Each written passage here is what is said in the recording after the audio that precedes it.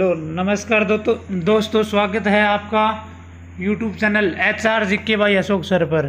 ठीक है, तो आज आपको देखो ये पेपर अभी हुआ है, आज ही लिख भी रखा है इस पर ऊपर। देखो मैकेनिकल टूल ऑपरेटर का पेपर था, तो इसमें आपको हरियाणा जिक्के सोल्व करवाएंगे। ठीक है, अच्छे से, क्योंकि इसमें आप देख लेना जो पिछला पेपर मैंने सोल्व कराया था ना, उसके भी एक दो क्वेश्चन आ रहे हैं और वो आगे भी रिपीट होंगे, तो बहुत हेल्पफुल रहेगा और आपका रिवीजन भी हो जाएगा एक प्रकार से हरियाणा जिक्के का। देखो क्वेश्चन नंबर 2 है, NH10 दिल्ली को खालिस्तान से जोड़ता है, तो इसका राइट आंसर होगा फाजिल्का।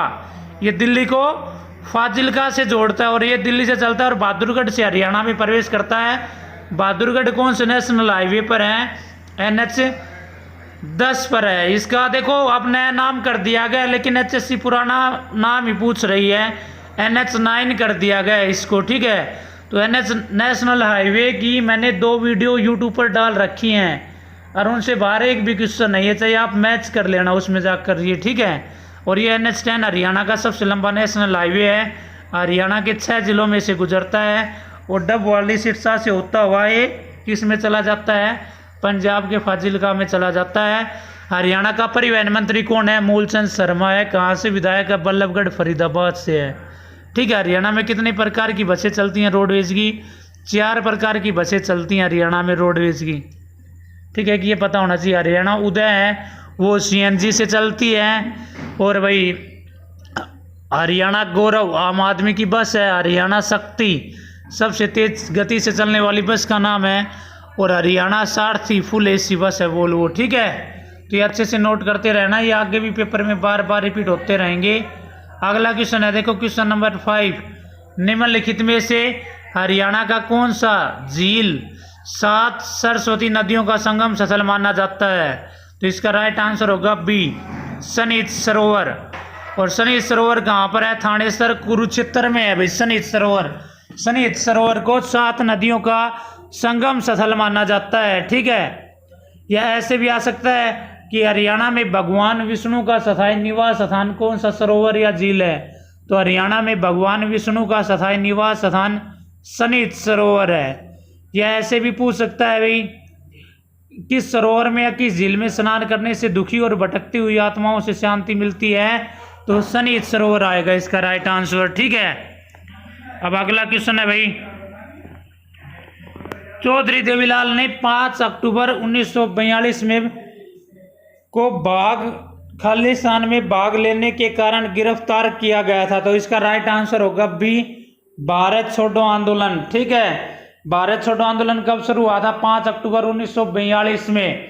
तो इससे पहले 2-3 बार और ये क्वेश्चन आ चुका है, ग्रुप D में भी आया था और उसके बाद भी रिपीट हो चुका है। निम्नलिखित में से कौन सा ऐसा हरियाणा का मुख्यमंत्री है जो भारत का स्वतंत्रता सेनानी रहा हुआ था? तो क्या राइट आंसर होगा? ताऊ देवीलाल। ताऊ देवीलाल को हरियाणा का किंग मेकर कहा जाता है, हरियाणा का जननायक कहा जाता है, हरियाणा की राजनीति का विषम पितामह कहा जाता है, हरियाणा का ताऊ कहा जाता है, और देश में राइट टू रिकॉल अवधारणा का जनक भी ताऊ देवीलाल को माना जाता है। ठीक है, ताऊ देवीलाल का जन्म 25 सितंबर 1914 में हुआ था और मृत्यु 6 अप्रैल 2001 में हुई थी। ताऊ देवीलाल 2 बार हरियाणा का मुख्यमंत्री बना था और 2 बार भारत का उप प्रधानमंत्री बना था। और 2 बार जब उप प्रधानमंत्री बना 1989 से 90 और 90 से 91, तो उसमें भारत का कृषि मंत्री भी बना था ये। ठीक है, अब अगला क्वेश्चन करवाते हैं, क्वेश्चन नंबर 11। देखो, खालिस्तान झील हरियाणा में 1947 में 2 छोटे छोटे टीलों को जोड़ने से बनती है। तो इसका राइट आंसर होगा B भाई, बडखल झील। बडखल झील कहाँ पर है? फरीदाबाद में है। ठीक है, बडखल झील का निर्माण कब किया गया था? ये 1947। आज इसमें दे रखा है, कभी पेपर में ऐसे पूछ लेगा कि बडखल झील का निर्माण कब किया गया था, तो क्या करोगे? 1947 में किया गया था। बडखल किस भाषा का शब्द है? तो बडखल पार्सियन भाषा का शब्द है भाई। किस भाषा का शब्द है? पार्सियन भाषा का शब्द है। हरियाणा में सबसे ज्यादा पर्यटक घूमने के लिए कौन सी झील पर आते हैं? तो बडखल झील पर आते हैं। पूछ लेगा हरियाणा में कुल कितनी प्रमुख झील है? तो हरियाणा में 5 प्रमुख झील हैं। ठीक है, अगर आप इस पेपर को और फुल डिटेल में सोल्व करना चाहते हो हरियाणा जीके के अलावा भी, तो आपको इस ग्रुप में देखो वो नीचे मिलेगा, यूट्यूब के नीचे मिलेगा आपको सब्सक्राइब हरियाणा की, जैसे टेलीग्राम ग्रुप मिलेगा, और टेलीग्राम ग्रुप में डाल दिया जाएगा, या आप व्हाट्सएप पर मैसेज कर देना, व्हाट्सएप ग्रुप में भी डाल दिया जाएगा, वहाँ से कर लेना ये और इसको सोल्व कर लेना। ठीक है, हरियाणा जीके मैं आपको करवा दूंगा इस पेपर की पूरी सोल्व। अगला क्वेश्चन है, हरियाणा के ताऊ देवीलाल स्टेडियम एक खालिस्तान क्रीड़ा का स्टेडियम है, तो इसका राइट आंसर होगा ए बहुउद्देश्य खेल, क्योंकि देखो इसमें हॉकी क्रिकेट का भी है और एथलेटिक्स ट्रैक भी है और भी कई चीज़ों का स्टेडियम है। इसके अंदर कई खेल प्रतियोगिताएं होती हैं, कई अलग अलग जैसे खेलों के लिए स्टेडियम बना हुआ है अलग अलग प्रकार के, तो क्या आंसर होगा इसका बहुउद्देश्य खेल स्टेडियम।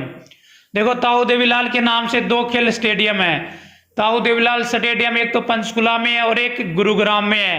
पंचकुला में जो ताऊ देवीलाल स्टेडियम है वहां पर अब फिलहाल कमांडो पुलिस के फिजिकल चल रहे हैं, और अगर आप हरियाणा पुलिस का रिटर्न एग्जाम क्लियर कर देते हो तो आपका फिजिकल भी कहाँ पर होगा, ताऊ देवीलाल स्टेडियम के अंदर ही होगा पंचकुला में। ठीक है, और ताऊ देवीलाल का देखो एक क्वेश्चन और है जो सबसे ज्यादा पूछा जाता है, ताऊ देवीलाल प्राकृतिक हर्बल पार्क कहाँ पर है, तो ताऊ देवीलाल प्राकृतिक हर्बल पार्क चूहरपुर यमुनानगर में है और इसकी स्थापना 2001 में हुई थी। ये हर्बल पार्क में सबसे ज्यादा पूछा जाता है ताऊ देवीलाल प्राकृतिक हर्बल पार्क, तो गांव का नाम भी आ जाता है और कई बार जिले का नाम भी, तो गांव का नाम आए तो चूहरपुर कर देना, जिले का आए तो यमुनानगर कर देना। ठीक है, 2001 में स्थापना हुई थी। इसमें रुद्राक्ष के पेड़ ज्यादा लगे हुए हैं जिस कारण इसको रुद्राक्ष वाटिका भी कहा जाता है। ठीक है, अब अगला क्वेश्चन है भाई, जब हरियाणा बनाया गया तो संपूर्ण राज्य की साक्षरता दर लगभग खालिस्तान थी, तो देखो इसका राइट आंसर आएगा सी ऑप्शन के अकॉर्डिंग। वैसे हरियाणा गठन के समय हरियाणा की साक्षरता दर थी 19.9% थी। ठीक है, लेकिन 19.9 या 20 की बात है, तो क्या आंसर आ जाएगा 20%। हरियाणा गठन के समय हरियाणा की साक्षरता दर थी। ठीक है, अब आपसे पूछ लेगा भाई जैसे हरियाणा में सबसे ज्यादा साक्षरता वाला जिला गुरुग्राम, सबसे कम साक्षरता वाला जिला मेवात। पूछ लेगा हरियाणा में पहली जनगणना कब हुई, तो पहली जनगणना 1971 में हुई थी बंसीलाल के शासनकाल में 3री विधानसभा में। 2011 की जनगणना हरियाणा की 5वीं जनगणना थी। आगे जो जनगणना होगी वो हरियाणा की 6ठे नंबर की जनगणना होगी। ठीक है, तो ये क्वेश्चन अच्छे से याद कर लेना आप भाई। अगला क्वेश्चन है देखो, तिरिया के मजमूम खालिस्तान द्वारा लिखा गया, तो इसका राइट आंसर होगा अल्ताफ हुसैन अली। ठीक है, देखो अल्ताफ हुसैन अली की जितनी भी रचना है ना सारी बहुत ज़्यादा इंपॉर्टेंट हैं और बार बार पेपरों में पूछी जाती हैं अल्ताफ हुसैन अली की रचना, तो इसके बारे में मैं कुछ क्वेश्चन करवा देता हूँ, फिर एक दिन आपको फुल डिटेल में पढ़ाऊंगा इसके बारे में। तो देखो अल्ताफ हुसैन अली का जन्म 1837 में पानीपत में हुआ था। इसकी मृत्यु 1914 में हुई थी। इसने उर्दू साहित्य का पहला घोषणा पत्र लिखा था, उसका नाम था मुकदमा शेर और शायरी। ठीक है, मुकदमा शेर और शायरी, हयात ए हाली, जावेद ए हाली, ये भी इसी की रचना है। और ये तिरिया के मजमूम तो पूछी जा चुकी है, ये ग्रुप डी में भी पूछी गई थी।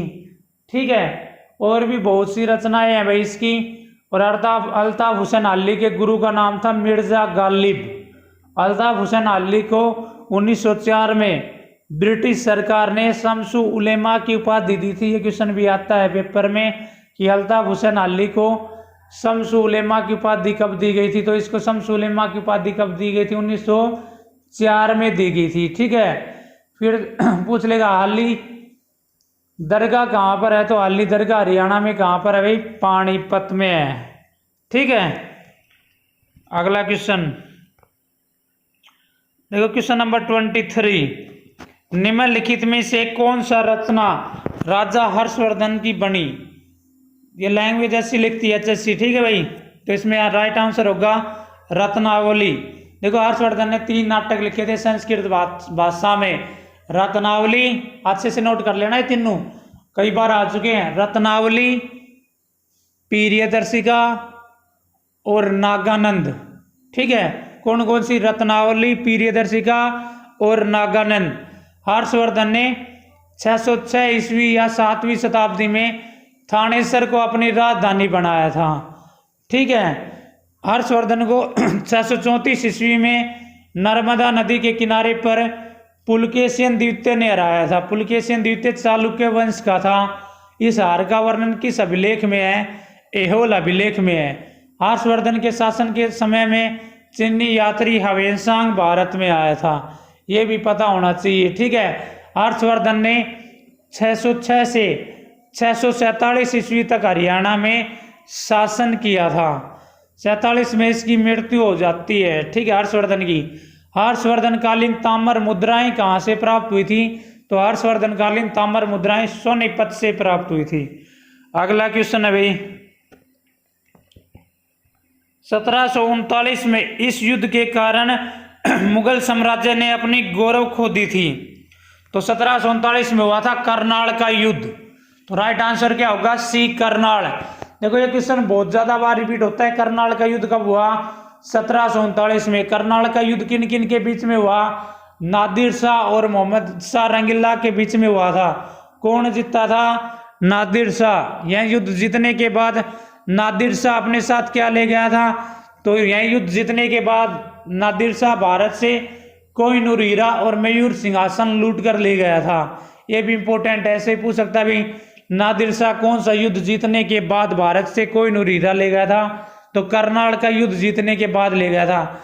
इस युद्ध में मोहम्मद शाह रंगीला का साथ रेवाड़ी के शासक बाल किशन ने दिया था। यह भी अच्छे से याद रखना। ठीक है, करनाल का युद्ध। इस युद्ध जीतने के बाद मुगल साम्राज्य कमजोर पड़ गया था। अगला क्वेश्चन देखो, लोकसभा का सदस्य बनने के लिए न्यूनतम आयु क्या है? तो इसका राइट आंसर होगा ए, 25 वर्ष। तो हरियाणा में लोकसभा की कितनी सीटें हैं भाई? 10 सीटें हैं। कितनी सीटें आरक्षित हैं? 2 हैं। कौन कौन सी? अंबाला और सिरसा। और हरियाणा में सैनिक हवाई अड्डे कितने हैं? 2 हैं। कौन कौन से? अंबाला और सिरसा। सबसे ज्यादा पूछा जाता है अंबाला एयरबेस की स्थापना।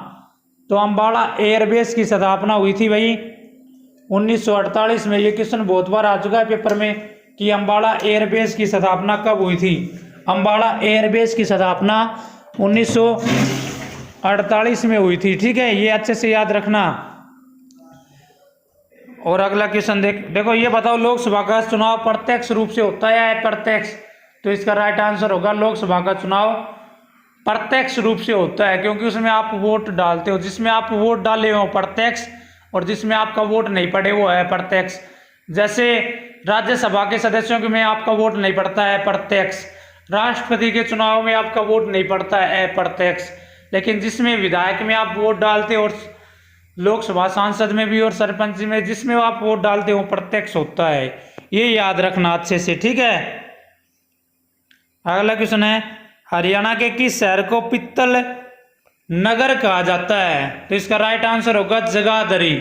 देखो, अगर रेवाड़ी होता तो रेवाड़ी आ जाता, पित्तल नगरी किसे कहा जाता है? रेवाड़ी को।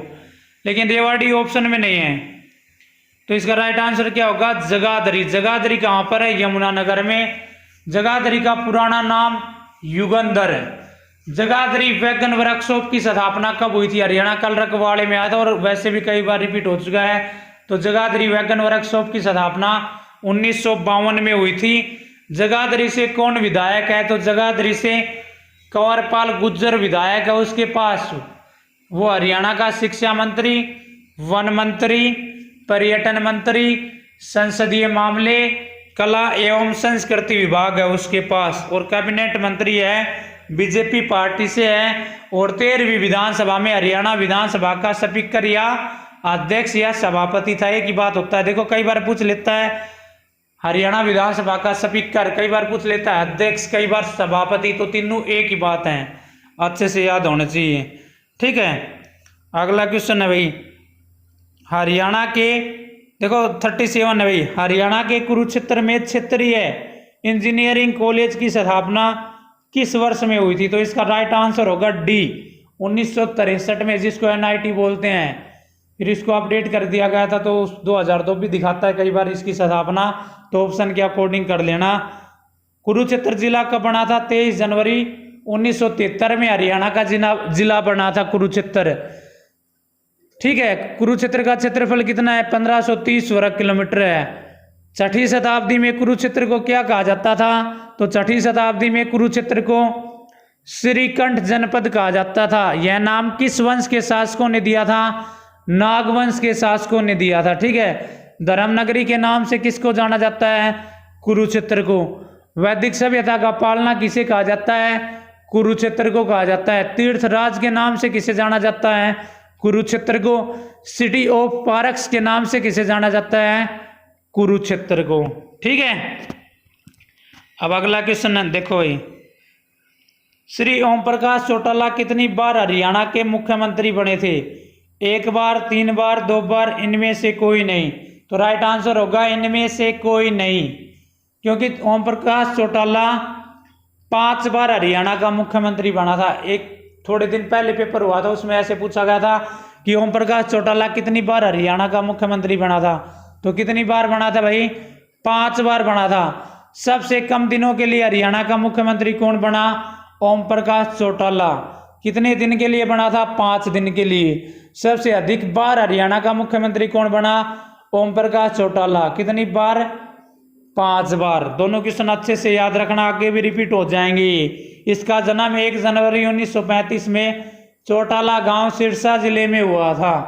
ठीक है। अब इसने +2 की पढ़ाई की थी, तो रिजल्ट रोक दिया गया भिवानी बोर्ड ने इसका, क्योंकि 10वीं में इंग्लिश में फेल है, उसमें पास हो जाएगा, वो इंग्लिश का एग्जाम होगा, फिर 10वीं 12वीं का इसका रिजल्ट निकाल देगा।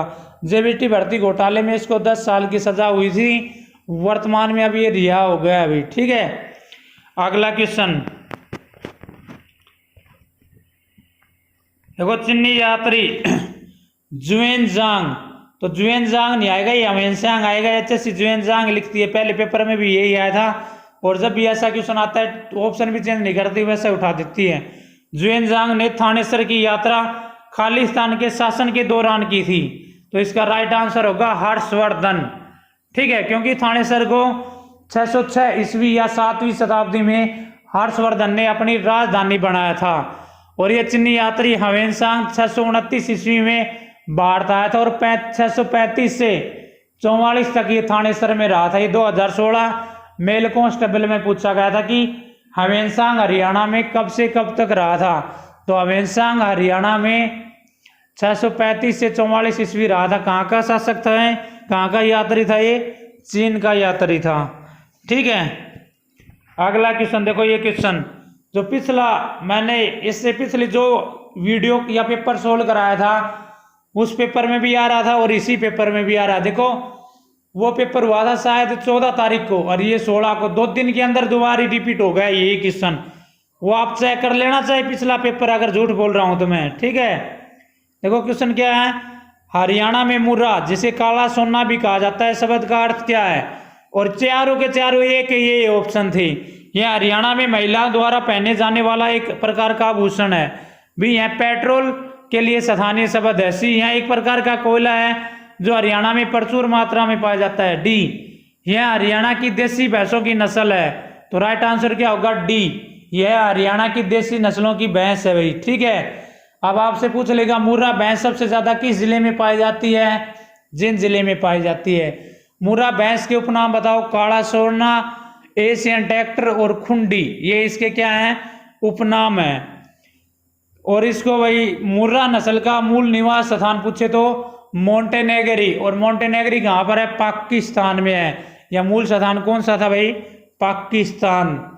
ठीक है। मुर्रा भैंस क्या पूछ लेगा? भैंस का जीवन काल तो 20 से 25 साल, भैंस का गर्भ काल 310 दिन का होता है। ठीक है भाई।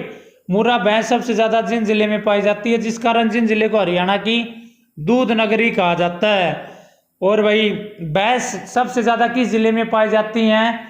हिसार में। मुर्रा है ना, खाली मुर्रा, तो फिर क्या करोगे? जिन डिस्ट्रिक्ट। और भाई सबसे कम में पंचकुला कर देना। ठीक है। अगला क्वेश्चन, भारत का एकमात्र और पहला डिजाइन विश्वविद्यालय हरियाणा के खालिस्तान जिले में स्थापित किया गया है। देखो ये क्वेश्चन भी इसी साल रिपीट हुआ है पेपरों में दोबारा।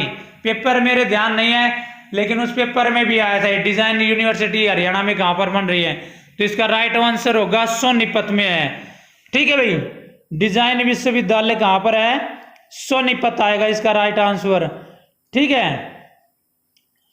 तो आप सोनीपत को देखो, हरियाणा की एजुकेशन सिटी कहा जाता है सोनीपत को, और एजुकेशन का हब किसे कहा जाता है, हरियाणा में एजुकेशन का हब रोहतक को कहा जाता है और एजुकेशन सिटी सोनीपत को। ठीक है, आपसे पूछ लेगा भाई जैसे सोनीपत जिला कब बना था, तो 22 दिसंबर 1972 में बना था। सोने की नगरी, देखो ये क्वेश्चन बहुत ज्यादा बार रिपीट होता है, सोने की नगरी किसे कहा जाता है, सोनीपत को। फिर पूछ लेगा और सोनीपत के उपनाम बताओ भाई, नारंगी सिटी सोनीपत को कहा जाता है, साइकिल सिटी सोनीपत को कहा जाता है, एटलस नगरी सोनीपत को कहा जाता है। ये क्वेश्चन और इसके याद रखना भाई। सोनीपत का क्षेत्रफल 2122 वर्ग किलोमीटर है। ठीक है, अब अगला क्वेश्चन देखो, इस मकबरे को हरियाणा का ताजमहल कहा जाता है, तो इसका राइट आंसर होगा, देखो ये पीडीएफ थोड़ी साफ नहीं है लेकिन मैं बता देता हूं आपको, इस मकबरे को हरियाणा का ताजमहल कहा जाता है, तो इसका राइट आंसर है भाई बी, शेख चिल्ली का मकबरा। शेख चिल्ली का मकबरा कहां पर है, तो शेख चिल्ली का मकबरा थानेसर कुरुक्षेत्र में है। इसका निर्माण 1650 में शाहजहां के शासनकाल में सुद्धोकलाल ने करवाया था। शेख चिल्ली शाहजहां का धर्मगुरु था। एक अंग्रेज अधिकारी डेविड रोस ने ताजमहल के बाद शेख चिल्ली के मकबरे को भारत की दूसरी सबसे सुंदर इमारत बताया था। किसने बताया था, अंग्रेज अधिकारी डेविस रोस ने। अगर आपसे पूछ ले सल्तनत काल में हरियाणा का ताजमहल, तो सल्तनत काल में हरियाणा का ताजमहल गुजरी महल को कहा जाता था। गुजरी महल कहां पर है, हिसार में है। ये देखो कल रखवाले पेपर में भी आया था, स्टेट में भी आया था उसी साल कि गुजरी महल हरियाणा में कहां पर है, तो गुजरी महल कहां पर है, हिसार में है। देखो ये ऑप्शन है बू अली कलंदर साहब, बू अली का मकबरा, ये बू अली का मकबरा देखो पानीपत में है। ठीक है, पीर मुबारक शाह का मकबरा कल्याणा चरखी दादरी में है। कल्याणा में एकमात्र, पूरे भारत में एकमात्र हिलना पत्थर, प्राकंपी पत्थर या डांसिंग स्टोन पाया जाता है कल्याणा में। हमजा पीर का मकबरा या हमजा पीर की दरगाह ये दरसू नारनौल में है भाई। ठीक है, अगला क्वेश्चन है, हरियाणा राज्य औषधीय पादप बोर्ड की स्थापना किस वर्ष की गई थी। चौथी 5 बार रिपीट हुआ है भाई, और इसी मतलब 10 दिन के अंदर दोबारा रिपीट हुआ है यही क्वेश्चन, तो इसका राइट आंसर होगा बी, 13 अगस्त 2002। इसमें 2002 दे रखा है लेकिन तारीख भी याद रखना, 13 अगस्त 2002 हरियाणा राज्य औषधीय पादप बोर्ड की स्थापना हुई थी। अगला क्वेश्चन है भाई, देखो ये हिंदी के क्वेश्चन शुरू हो गए हैं, हिंदी की। अगर इनको आप सोल्व करना चाहते हो तो बता देना, ये पीडीएफ मिल जाएगी आपको। अगला क्वेश्चन है, निम्नलिखित में से किसे हादी ए हरियाणा के नाम से जाना जाता है, तो इसका राइट आंसर होगा शेख मोहम्मद तुरक को हादी ए हरियाणा के नाम से जाना जाता है। शेख मोहम्मद तुरक कहाँ से था, तो शेख मोहम्मद तुरक था भाई मेवात या नू से था। इसकी प्रमुख रचना है अकायदे आजम। अकायदे आजम किसकी प्रमुख रचना है, शेख मोहम्मद तुरक की। ठीक है, ये अच्छे से याद रखना भाई, हादी ए हरियाणा। हरियाणा पंचायती राज अधिनियम के अनुसार ग्राम सभा न्यूनतम खालिस्तान बार प्रतिवर्ष होनी चाहिए, यानी कि ये है कि हरियाणा में ग्राम सभा की साल में कितनी बैठक होनी चाहिए कम से कम, तो हरियाणा में कम से कम ग्राम सभा की 2 बैठक होनी चाहिए, एक तो 2 अक्टूबर को और एक 13 अप्रैल को। 2 अक्टूबर को गांधी जयंती मनाई जाती है और 13 अप्रैल को बैसाखी का त्यौहार बनाया जाता है। अगर 13 अप्रैल ऑप्शन में ना हो तो 14 अप्रैल कर देना। तो हरियाणा में पंचायती राज दिवस का बनाया जाता है, बहुत बार आता है पेपर में, 22 अप्रैल 1994। जब हरियाणा में पंचायती राज की शुरुआत हुई थी तो उस समय मुख्यमंत्री कौन था, हरियाणा का भजन लाल था। ठीक है, हरियाणा में पंचायती राज कितने स्तरीय है, तो हरियाणा में पंचायती राज 3 स्तरीय है। ये क्वेश्चन भी बहुत ज्यादा बार आता है, नंबर 1 जिला परिषद, नंबर 2 पंचायत समिति, नंबर 3 ग्राम पंचायत। अब कल रखवाड़े में पूछा गया था 2019 में पंचायती राज की सबसे छोटी इकाई, तो पंचायती राज की सबसे छोटी इकाई थी ग्राम पंचायत। मध्यम स्तर की पूछ ले तो पंचायत समिति, सबसे बड़ी पूछ ले तो जिला पार्षद या जिला परिषद। ठीक है, अगला क्वेश्चन है भाई,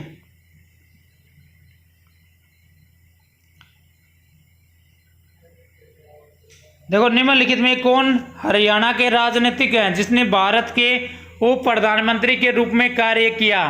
तो इसका राइट आंसर होगा चौधरी देवीलाल।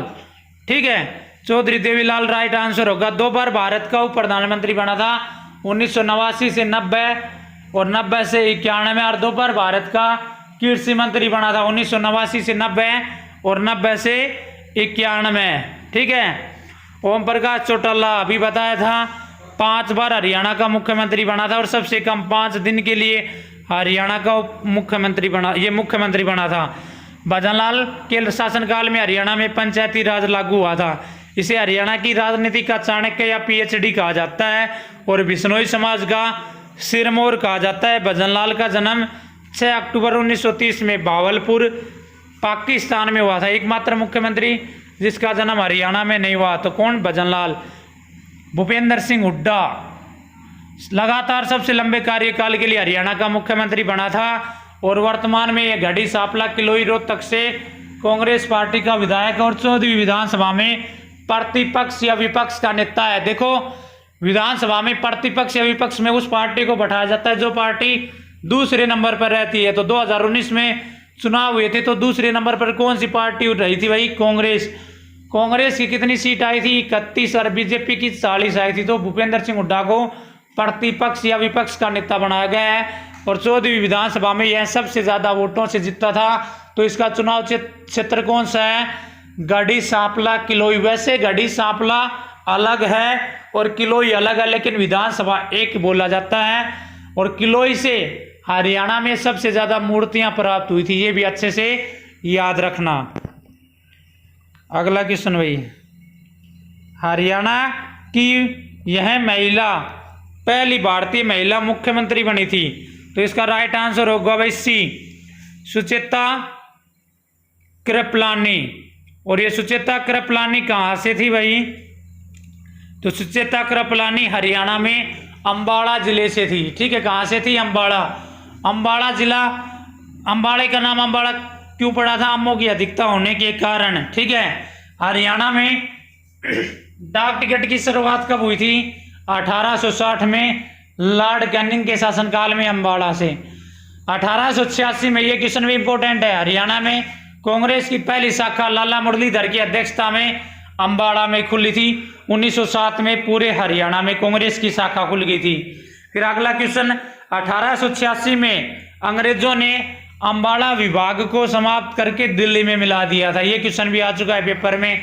और 1847 में अंबाला को अंग्रेजों ने जिला बनाया था। 1843 में अंबाला को अंग्रेजों ने छावनी बनाया था। अगला क्वेश्चन भाई, हरियाणा का की उत्तरतम जिला है। हरियाणा की उत्तरतम जिला यानी कि हरियाणा का सबसे उत्तरी जिला है, तो इसका राइट आंसर होगा ए ऑप्शन, पंचकुला। पंचकुला हरियाणा का सबसे उत्तरी जिला है। ठीक है, तो ये तो जिला पूछ लिया। अगर पूछ लिया हरियाणा का सबसे उत्तरी बिंदु, तो शाहपुरा पंचकुला। हरियाणा का पूर्वी जिला यमुनानगर। हरियाणा का पूर्वी बिंदु तो क्या करोगे? ताजेवाला। हरियाणा का पश्चिमी जिला सिरसा। पश्चिमी बिंदु चौटाला गांव। हरियाणा का दक्षिणी जिला मेवात। हरियाणा का दक्षिणी बिंदु, तो हरियाणा का दक्षिणी बिंदु कौन सा होगा? दोहा। दोहा कहां पर है? मेवात में। अगला क्वेश्चन है भाई, किस प्राधिकरण द्वारा मानेसर में औद्योगिक मॉडल टाउनशिप विकसित की गई है? तो इसका देखो राइट आंसर होगा, अगर हिंदी में समझ में नहीं आ रहा तो इंग्लिश में कर लेना, HSIDC होगा इसका राइट आंसर। और ये किस ऑप्शन में है? बी में है। तो हिंदी में क्या बोलते हैं इसको? हरियाणा राज्य औद्योगिक विकास निगम। और इंग्लिश में क्या बोलते हैं इसको, Haryana state industrial development corporation. तो इसका राइट आंसर क्या होगा, बी। मानेसर हरियाणा का 11वां नगर निगम है। मानेसर कहाँ पर है, गुरुग्राम में है। मानेसर के नैनवाल गांव में मस्तिष्क अनुसंधान केंद्र है, जिसकी स्थापना 1997 में हुई थी। अगर 97 ऑप्शन में ना हो तो 2002 कर देना, ठीक है। ये अच्छे से नोट कर लेना। अब अगला देखो, ये हरियाणा जीके के जितने भी क्वेश्चन थे ना, सारे क्वेश्चन मैंने सोल्व करवा दिए आपको। तो आप वीडियो को लाइक शेयर व सब्सक्राइब करना। Thank you for watching our video.